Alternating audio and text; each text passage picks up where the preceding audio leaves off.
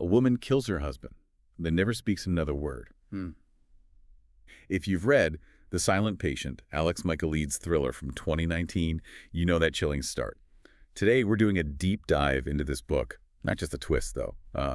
We'll get there. We really want to dig into what makes it tick, why it stands out, how it plays with us, the readers, and what it tells us about silence, trauma, perception, all that heavy stuff. We're looking for those insights that kind of make you rethink things. Yeah, it's such a great example of narrative construction, isn't it? And what it reveals about human behavior. We're going beyond just what happens. It's the why it matters. And you'll see how these seemingly small details in the book, they carry a lot of weight. They reveal so much about how minds work, how stories work, how deception works. Okay, so it all kicks off with Alicia Berenson. She's this famous painter, lives in London, seems to have this perfect life until, the night she cheats her husband, Gabriel, 5 times. In the face. But for our deep dive, the real start is what happens next, that immediate total silence. Exactly. She says nothing. Zero. Becomes a silent patient, gets sent to the Grove, which is a secure psychiatric unit. And that silence, it's instantly gripping, isn't it? Oh, absolutely. Psychologically, it's fascinating. It's not just a void. It immediately ramps up the tension, raises all these questions about trauma, sure, but also control, maybe even rebellion. It's a silence that almost screams. Yeah, I remember thinking, is she defiant? Or just shattered? It pulls you right in. And then the story really gets going when Theo Faber shows up. He's a criminal psychotherapist, got his own baggage apparently, and he gets kind of fixated on Alicia. Obsessed, almost. Takes a job at the Grove just so he can treat her. He thinks he can get her to talk. And that obsession right from the start, it's a little flag, isn't it? It's not just professional drive. It's the first hint, maybe, that our narrator isn't entirely reliable. It hints at something deeper going on, not just with Alicia, but with Theo himself. He looks like the rescuer, but you feel this edge, something personal, unhealthy maybe. So that seed of doubt about Theo, it's there early on, even if you don't consciously pick it up right away. Okay, so Theo's digging into her case. And the book peels back layers. The characters, the way it's told. Alicia herself, even though she's silent, she's this huge, haunting presence. We mostly get her through her diary entries. They're woven in, which is a really clever device, right? Like a back door into her head. Shows she's complex, vulnerable, but also intense, loving maybe, but also dangerous. And then you've got Theo, our main narrator. He seems smart, passionate, but as we follow him, we see his flaws, big ones. His own backstory, his childhood stuff, his shaky marriage. It unfolds alongside Alicia's story. And the key thing here, the real insight, is that his issues aren't just flavor. They actively color how he sees things, how he tells the story. It really shows how self-deception can root in old trauma, making it hard to know yourself, let alone someone else. Makes him a very compelling, but deeply unreliable guide. That whole unreliable narrator thing just flips everything, doesn't it? It means we are part of the puzzle, constantly having to second-guess what we're being told. Exactly. You're actively involved in sorting out the truth. And it's not just the characters doing the work. Michaelides' writing itself is part of the trick. That style, simple words but really tight, short chapters. It feels relentless. How do you think that contributes? Makes it addictive? Oh, incredibly effective.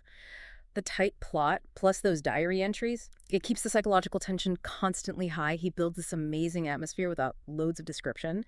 And the short chapters, each ending with a little clue or a hint about someone's psychology. They're like, well, breadcrumbs, designed to keep you racing forward. But also, crucially, they stop you from pausing too long, from thinking too hard about the connections. Makes you more susceptible to the misdirection, Right, you just keep turning pages. Okay, beyond the characters and the clever writing, the themes in this book are huge. Let's dig into those. Starting with silence and expression. Alicia's silence, it's literal, obviously, but it's symbolic too. It feels like it's about trauma, about control, maybe rebellion, like you said. And her only real voice is her art, that painting, Alcestis, based on the Greek myth. That painting isn't just background detail. It's a massive clue, thematically, foreshadowing something important. And that ties straight into trauma and therapy, doesn't it? Theo's sessions with Alicia, they make you question, how effective is therapy? What about boundaries? Therapists aren't immune. And how trauma just echoes across time, affecting everyone involved. The real insight there is that silence isn't just absence, it's communication. It can be a shield, yes, but also a weapon, an accusation. It makes you think. What's not being said. Is that actually the loudest part? Definitely. And then there's identity and perception. That runs through everything. The book keeps poking at the idea, can you really know someone? Yeah. Can you even know yourself? Yeah. How our minds hide stuff, even from us. Yeah, how our past shapes what we see as real right now. It's fundamental. Okay, let's get to it.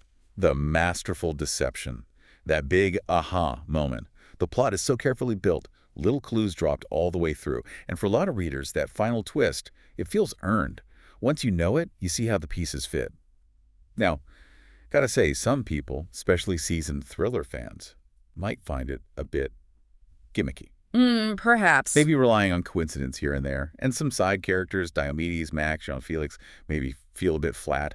That's fair criticism for some, yeah. But honestly, I don't think it takes away much from the punch of the reveal itself, especially what it reveals. Couldn't agree more. And here's where it all just turns inside out. The big twist. Theo Faber, our narrator, our therapist. He wasn't just interested in Alicia. He was involved in her life way before he started treating her. He was the masked man who broke into her house that night. No, he didn't pull the trigger on Gabriel. But his actions, his invasion, that directly led to Gabriel's death. Wow. Yeah, I remember reading that part. Literally had to put the book down. Just sit with it for a second. It just shatters your whole understanding of the narrator, everything you've read through his eyes. Exactly. It completely reframes the entire story. Theo wasn't the rescuer. He was part of the original trauma. The trauma, arguably, that silenced her. Which means Alicia's silence. It wasn't just shock or withdrawal. It was an accusation, pointed right at him, maybe. That final painting, the Alcestis self-portrait, that was her voice. All along, waiting, pointing the finger at the real source of her torment and the deep insight there. Maybe the biggest deceptions aren't the ones others tell us. They're the ones we tell ourselves, driven by our own wounds. Makes you question where truth even comes from. Mind-bending is the word. So wrapping up our thoughts on The Silent Patient, it really delivers, doesn't it? Yeah. Captivating premise, super fast pace, that brilliant, unreliable narrator, the killer twist, obviously, and some really deep psychological stuff to chew on. Yeah, we're giving it a solid 4.5 out of 5. Agreed. It earns it. So thinking about this deep dive, what does it all mean for you listening? This isn't just about one story. It's about understanding how narrative works, how powerful it is, how complex our minds are, and how just changing the perspective can completely change the truth. Yeah, connecting it outwards. It really encourages us all to be, well, more critical thinkers, to question the stories we get told. In books, sure, but everywhere. The news, online, even from people we know. To think about the hidden reasons behind what people do or what they don't do.